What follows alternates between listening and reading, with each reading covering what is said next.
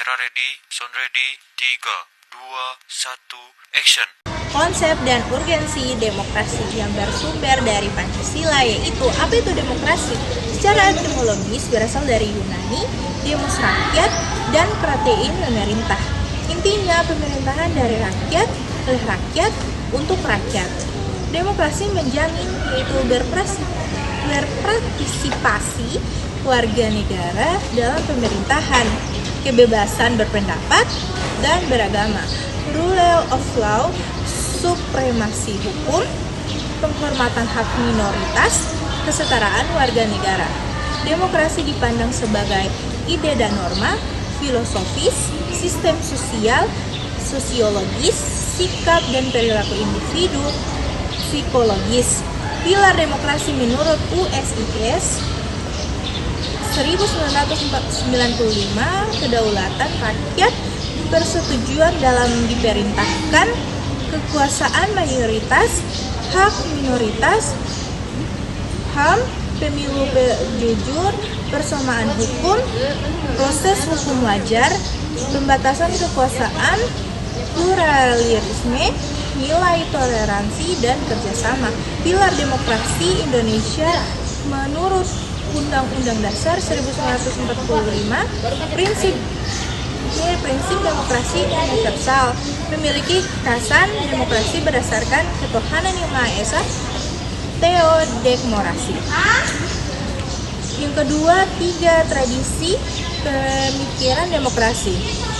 Torres 1998, tradisi Aristoteles, pemerintahan oleh warga negara, tradisi medieval, abad pertengahan, kedaulatan tertinggi di tangan rakyat, doktrin modern republik sebagai pemerintahan rakyat yang murni. Formal demokrasi dari sisi struktur pemerintahan, parlemen, pemilu, presidensial atau parlementer.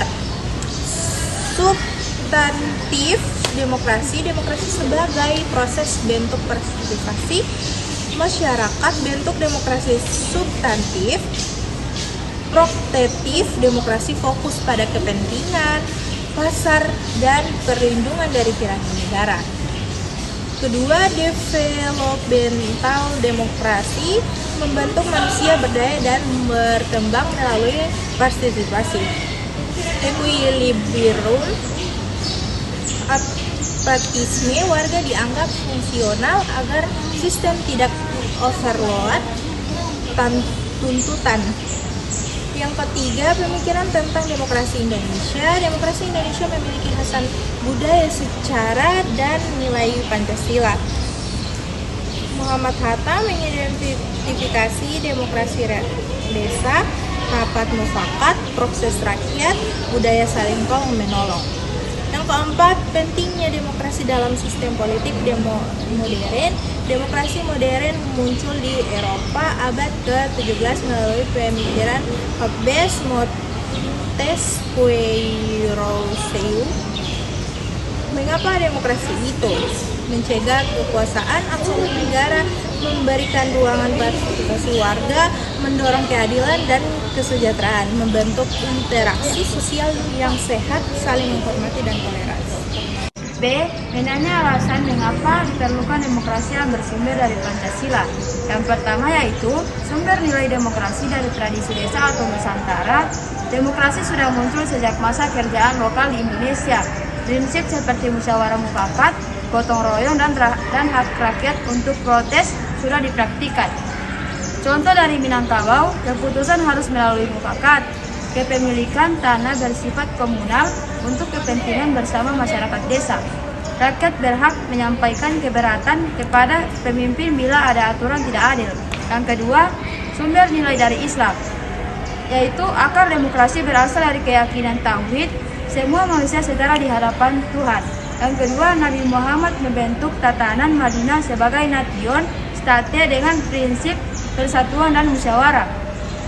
Yang ketiga, nilai mendorong sistem sosial egaliter, anti-feodalisme, mengurangi kesenjangan sosial dan menguatkan kebersamaan. Yang keempat, Islam mentransformasi masyarakat Nusantara dan sistem kasta menuju masyarakat yang lebih setara. Yang ketiga, sumber nilai dari Barat, yaitu demokrasi berkembang di Eropa, terutama di Athena dan Roma. Yang kedua, mengalami kemunduran pada abad pertengahan karena kekuasaan otoriter. Yang ketiga, bangkit kembali pada masa Renaissance, didukung oleh pemikiran humanisme. Yang keempat, ide demokrasi Barat mempengaruhi para tokoh pergerakan Indonesia melawan kolonialisme. Yang keempat, mengalih sumber demokrasi dari Pancasila, yaitu yang pertama, Muhammad Hatta menegaskan demokrasi Indonesia bersifat kolektif dan berakar dari budaya bangsa. Yang kedua, demokrasi dapat mengalami kemunduran tapi akan kembali saat masyarakat akan nilainya.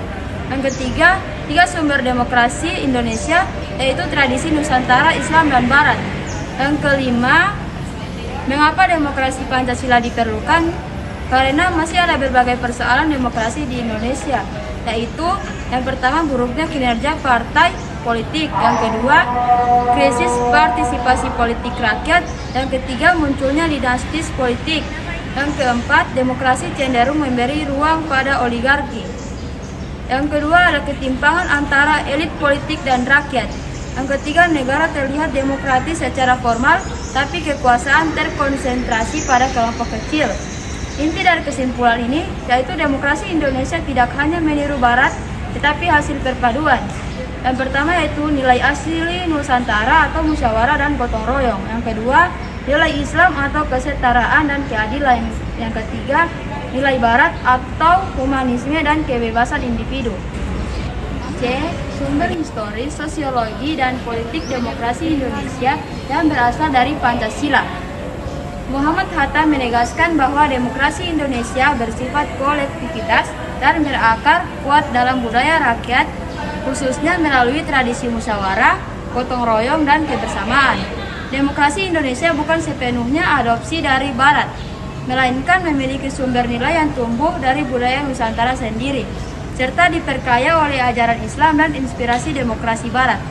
Ada tiga sumber utama nilai demokrasi Indonesia, yaitu yang pertama, demokrasi desa, yang kedua, nilai demokratis dari Islam, yang ketiga, pengaruh sosial demokratis dari Barat.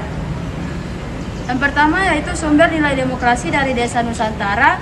Demokrasi desa adalah cikal bakal praktik musyawarah dan mufakat dalam unit politik lokal seperti desa, nagari, dan banjar. Nilai yang berasal dari demokrasi desa, menurut Hatta, terdapat 5 anasir demokrasi asli Nusantara. Yang pertama yaitu rapat, mufakat, gotong royong, hak protes terhadap aturan penguasa, hak untuk menyingkir dari wilayah kekuasaan raja. Contoh dari adat Minangkabau yaitu rakyat beraja kepada penghulu, penghulu beraja kepada mufakat, dan mufakat beraja pada alur dan patut. Artinya, yang pertama kepemimpinan tunduk pada keadilan dan akal sehat. Yang kedua, mufakat adalah pengendali otoritas. Yang ketiga, keputusan harus sesuai kelogisan atau alur dan keadilan patut. Yang kedua yaitu sumber nilai demokratis dari Islam. Nilai demokrasi Islam berlandaskan tauhid, yaitu pengakuan ketuhanan yang Maha Esa. Konsekuensi prinsip ini yaitu hanya Allah yang mutlak, kekuasaan manusia tidak boleh absolut. Dari prinsip tauhid. 2. Sumber nilai demokratis dari Islam. Nilai demokrasi Islam berlandaskan tauhid, yaitu pengakuan ketuhanan yang Maha Esa. Konsekuensi prinsip ini yaitu hanya Allah yang mutlak dan kekuasaan manusia tidak boleh absolut. Dari prinsip tauhid lahir nilai egalitarianisme atau kesetaraan manusia. Yang kedua, partisipasi umat. Yang ketiga, kebebasan moral individu. Yang keempat, persaudaraan dan keadilan sosial.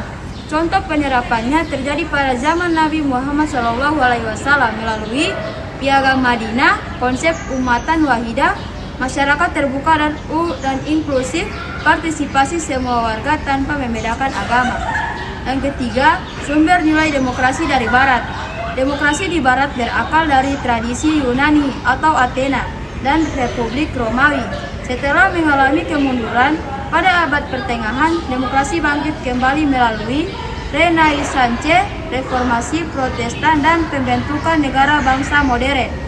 Di Indonesia, kolonialisme Barat membawa sisi represif, tetapi juga sisi positif, yaitu pendidikan modern, ruang publik, dan kebebasan berpendapat. D. Membangun argumen tentang dinamika dan tantangan demokrasi yang bersumber dari Pancasila. Untuk memahami dinamika dan tantangan demokrasi, kita harus membandingkan aturan dasar dalam naskah asli Undang-Undang Dasar 1945 dan bagaimana perubahannya berkaitan dengan MPR, DPR, dan DPD. 1. Majelis Permusyawaratan Rakyat. Ketentuan ini harus dihubungkan dengan ketentuan pasal 7A Undang-Undang Dasar 1945 yang berbunyi Presiden dan Wakil Presiden dapat diberhentikan dalam jabatannya oleh Majelis Permusyawaratan Rakyat atas usul Dewan Perwakilan Rakyat, baik apabila terbukti telah melakukan pelanggaran hukum berupa pengkhianatan terhadap negara, korupsi, penyuapan, tindak pidana berat lainnya, atau perbuatan tercela, maupun apabila terbukti tidak lagi memenuhi syarat sebagai presiden dan wakil presiden. 2. Dewan Perwakilan Rakyat. Fungsi DPR ada 3, yaitu fungsi legislasi, fungsi anggaran, dan fungsi pengawasan. Yang pertama, fungsi legislasi adalah fungsi membentuk undang-undang yang dibahas dengan presiden mendapat persetujuan bersama. Yang kedua, fungsi anggaran adalah fungsi yang menyusun dan menetapkan anggaran pendapatan dan belanja negara bersama presiden dengan memperhatikan pertimbangan DPD. Yang ketiga, fungsi pengawasan adalah fungsi melakukan pengawasan terhadap pelaksanaan Undang-Undang Dasar Negara Republik Indonesia tahun 1945, Undang-Undang dan peraturan pelaksanaan. Yang ketiga, Dewan Perwakilan Daerah. Ketentuan mengenai Dewan Perwakilan Daerah atau DPD merupakan hal baru dalam Undang-Undang 1945. Selanjutnya bagian E, yaitu mendeskripsikan esensi dan urgensi demokrasi Pancasila. Bagian ini membahas inti dari demokrasi Pancasila dan mengapa penerapannya sangat penting dalam kehidupan berbangsa dan bernegara di Indonesia. Pembahasan dibagi menjadi 3 poin utama. Yang pertama ada 10 pilar demokrasi Pancasila atau esensi. Demokrasi di Indonesia tidak hanya bersifat universal tetapi memiliki kekhasan budaya bangsa berdasarkan Undang-Undang Dasar Negara Republik Indonesia 1945. Terdapat 10 pilar demokrasi Pancasila. Yang pertama, berketuhanan yang Maha Esa, yaitu menyelenggarakan negara harus taat asas dan sesuai dengan nilai-nilai ketuhanan. Yang kedua, dengan kecerdasan, yaitu pelaksanaan demokrasi menuntut kecerdasan rohanian, akliyah, rasional, dan emosional. Yang ketiga, berkedaulatan rakyat atau kekuatan tertinggi ada di tangan rakyat yang dalam batas tertentu dipercayakan kepada wakil rakyat. Yang keempat, dengan rule of law atau hukum, yaitu kekuasaan negara harus mengandung kebenaran hukum, keadilan hukum, kepastian hukum, dan manfaat hukum. Yang kelima, dengan pembagian kekuasaan, yaitu demokrasi dikuatkan dengan pembagian kekuasaan atau bukan tak terbatas kepada badan-badan negara yang bertanggung jawab. Yang keenam, dengan hak asasi manusia, yaitu mengakui HAM untuk meningkatkan martabat dan derajat manusia. Yang ketujuh, dengan pengadilan yang merdeka. Sistem pengadilan yang independen memberi peluang bagi semua pihak untuk mencari hukum yang seadil-adilnya. Yang ke-8, dengan otonomi daerah atau pembatasan kekuasaan negara dengan memberikan hak kepada daerah untuk mengatur urusan rumah tangganya sendiri. Yang ke-9, dengan kemakmuran, yaitu demokrasi ditunjukkan untuk membangun negara kemakmuran bagi sebesar-besarnya rakyat Indonesia. Yang ke-10, berkeadilan sosial, yaitu tidak ada golongan atau lapisan organisasi yang menjadi anak emas atau diberi keistimewaan khusus. Yang kedua, pentingnya kehidupan yang demokrasi atau urgensi. Kehidupan demokratis sangat penting karena menjamin 3 hal utama bagi rakyat. Yang pertama yaitu partisipasi dalam pembuatan keputusan atau aspirasi rakyat dipenuhi dengan pemerintahan dijalankan berdasarkan konstitusi. Yang kedua, persamaan kedudukan di depan hukum, atau hukum dijalankan secara adil dan benar tanpa pandang bulu. Yang ketiga, distribusi pendapatan secara adil, yaitu semua warga negara berhak memperoleh pendapatan yang layak. Yang ketiga, penerapan demokrasi dalam pemilihan pemimpin, yaitu sistem demokrasi menuntut pemimpin yang berkualitas agar mampu melindungi dan mengayomi rakyat.